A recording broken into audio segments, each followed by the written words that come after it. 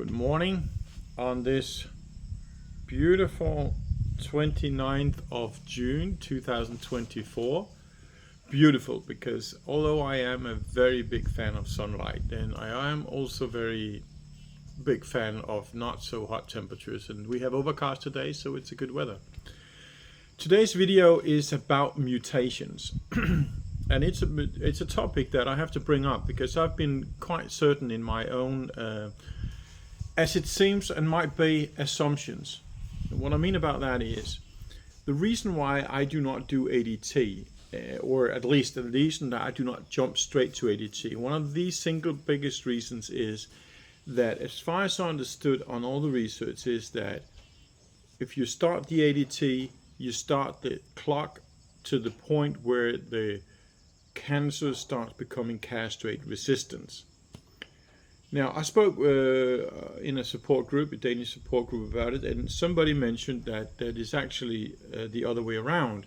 It is the fact that I don't use ADT that is inspiring for the mutation, and by doing ADT, I put 90% into sleep, which is then reducing the risk of any mutations. Now, I've been looking a little bit into it, and I have not been able to find much information right now because I haven't spent much time doing it, I have to say that, but I will put a link on my Facebook page for the research that I have found. And if I said it was easy to read, then I would be lying. I'm challenged here. It's a very heavy language. But from what I deduct from it, then it is the ADT that predominantly provokes the mutation. And it makes sense. It doesn't make sense the other explanation I got in the support group, because if you look at the very well established knowledge that we've got after COVID, then a virus or anything else for that matter alive will continuously mutate all life.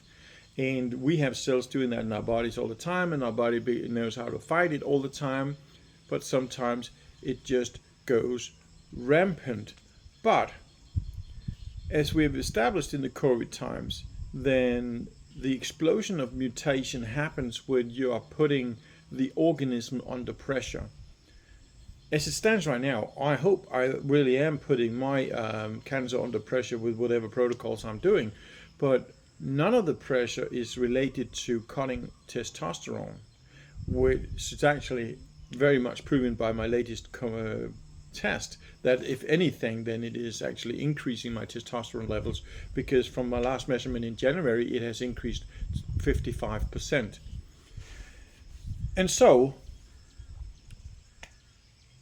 ADT is under pressure, is a way to put it under pressure. It is a way to tell the cancer, now there is no testosterone for you, but we are not killing you, we are letting you just be dormant.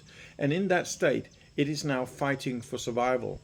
And that is what initiates the mutations, because now it has to find a way to survive without the testosterone given from me, and it does it by making it himself. But if I'm not provoking that reaction, I don't see any reason why, unless we have that fluke mutation that I should do it. And if that fluke mutation happens, we know that the body is good at handling all mutations in general, because we do have these mutations all life long. And then it again argues that I'd rather be at my full health when these micromutation happens unprovoked but just by nature, rather than I want to have my health severely compromised by ADT and then having a forceful provocation of mutation in direction of being castrate resistance, because that is exactly what I am doing here. I am influencing the cancer to do that. That's at least how I see it, and it's, again, I'm applying my infamous logic here, and my knowledge, obviously, and that's the weird thing about logic, isn't it? We have to be very careful how we use that word, because the logic is basically just a way of summarizing what you know already. I mean, I wouldn't say that it's logical that something, when you drop it from a high altitude, will fall down, but because I know something about gravity, it is logic, and then it can be unlogical at times, obviously, when it doesn't comply with the laws of nature. But anyway, this is really where I'm puzzled. So if any of you guys who are watching my videos has some layman terms that explains what's really happening with the mutations, and are really interesting to know. So, but logic based on what we know from the COVID period is that the more you put an organism under pressure, the more it mutates. It's the same thing that goes with the human race or with any animal species in the world. You put the species under pressure and it mutates rapidly in order to survive. But if you don't put it under pressure, it is adapted and it works, and it will just have these minor adjustments, which is not very significant. And if that applies to the cancer here, that's another reason, strong reason, to stay out of it. But that is anyway the reason why I chose not to do it for now, because I just don't want to start the clock. But that's a good question, I think, anyway. So I'll be digging into a little bit more information there, but the information that I have found so far, I'll post it on my Facebook page. So remember to head over there, and if you want all the personal information that is also on the webpage that you cannot see, if you just head over to the page, then it's because you need to add friendship. Then you'll see all the personal data that I upload as well, in terms of my my blood numbers, for instance. But until next time, as always, stay healthy.